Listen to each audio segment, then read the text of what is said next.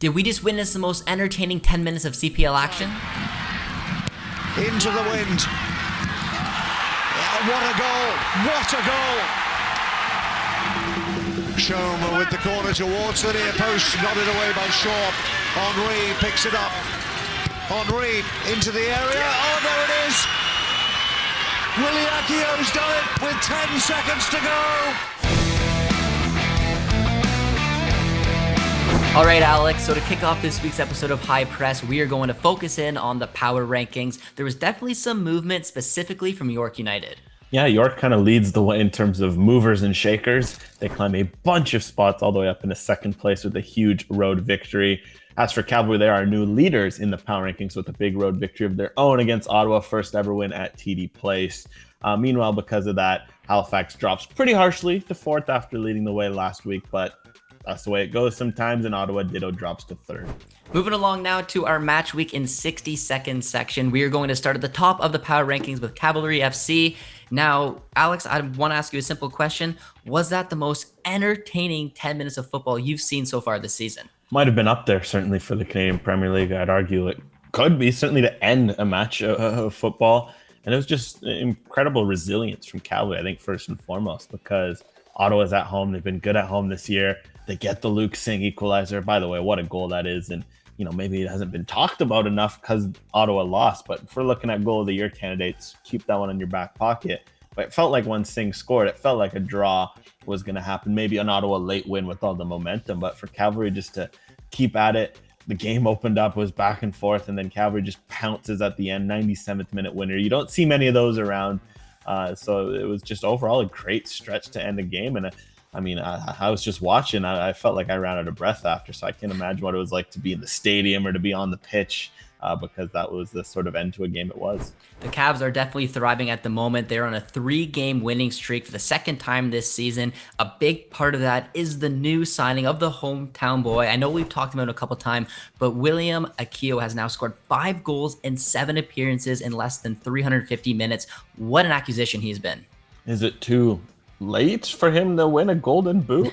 I mean, at this rate, he's certainly making a claim, but look, he's been everything that Cavalry has wanted, just a different source of offense, and it just adds to their depth that they have, an Akio to go along with the Meyer Bevan, who maybe he's been a bit quiet lately, but he's still around. You got Ali Musi as well, been battling injury, but he's also, there's some options up front for Cavalry, but Akio, he's slotted in perfectly. He's brought his speed, he's brought his finishing, but then he's chipping in other areas of the game. Defensively, he's playing a little deeper on the field at times, and it's just added a different wrinkle to Cavalry's attack. And credit for Tommy Wilden Jr. for integrating him, and credit to Akio for hitting the ground running and being in such great form from the get-go. Moving all the way up to number 2 in the power rankings is York United, who picked up back-to-back wins. They are in a playoff spot. Not only did they leapfrog Halifax after that win, but they also leapfrogged them in the valuable U21 minutes, and they became the first team to win this season while trailing on the road. What a big performance in critical points, right, Alex?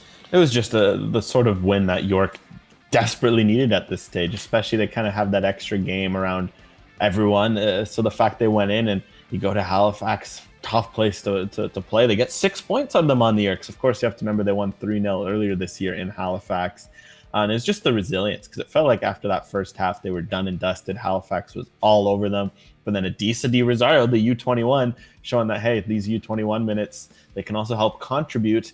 And he makes a big save, keeps him in the game. York ends up getting the win. And it's a pretty cool fact that 2 day oneers for York, who are the players that end up helping claim the victory, is Austin Ricci, who we of course have to remember was a day one York player with a spell and valor in between, scores the first goal. And then Roger Thompson, another day oneer. He hasn't left York since, over 50 appearances, first goal to win it for York. I mean, it's pretty cool to see the past and the present and the future all step up for York.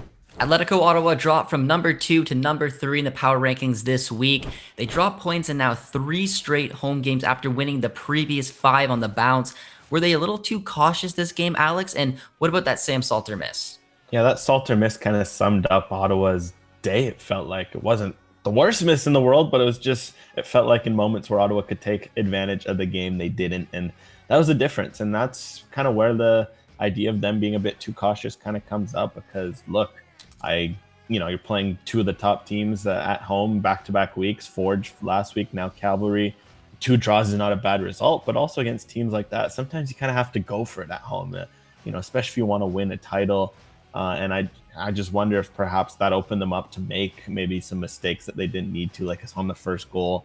They make a mistake and it costs them. And that's kind of what happens when you're playing for a draw a bit. So a bit unusual just because Ottawa this season at home, and we've seen it overall with their record. They've been an aggressive front-facing team, but the last 2 games they went a bit more cautious, and perhaps that cost them a bit, some points.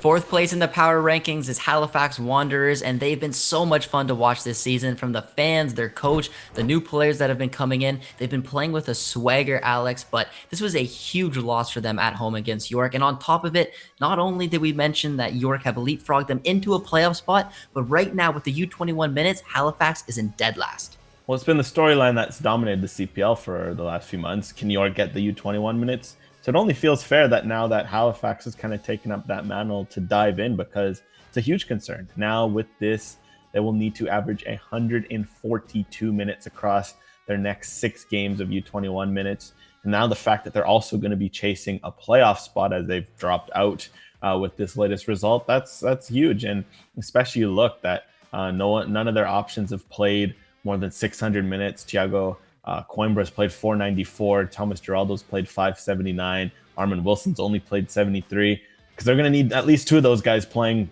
minimum 70-plus minutes a game. Do we see an Aiden Rushinas going in goal as an option? They're going to need to figure something out, but it's a huge talking point because it's not easy to chase both wins while having to manage that. But hey, maybe perhaps as York's latest surge shows that there is a way to win and get some U21 minutes on the board.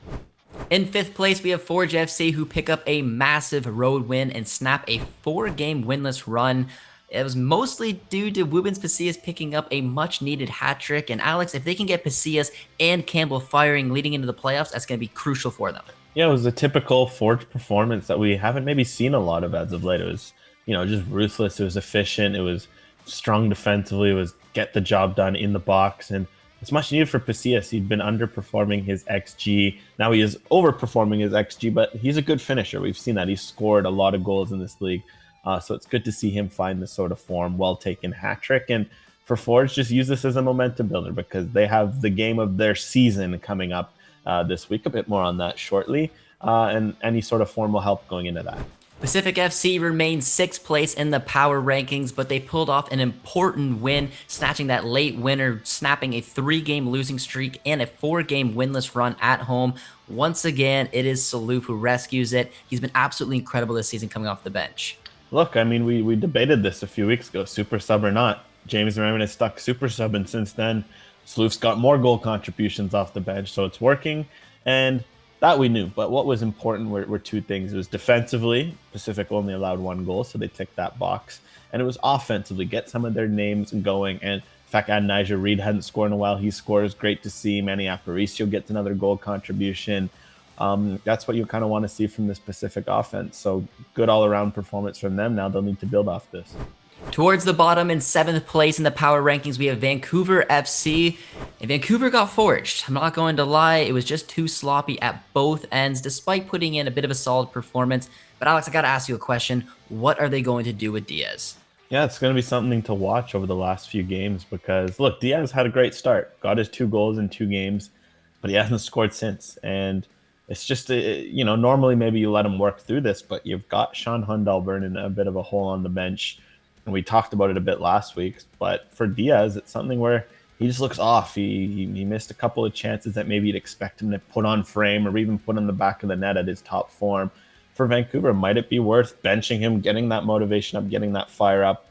Absolutely, because it feels like, especially with Hundal there, something has to give at a certain point for Diaz up front with Vancouver.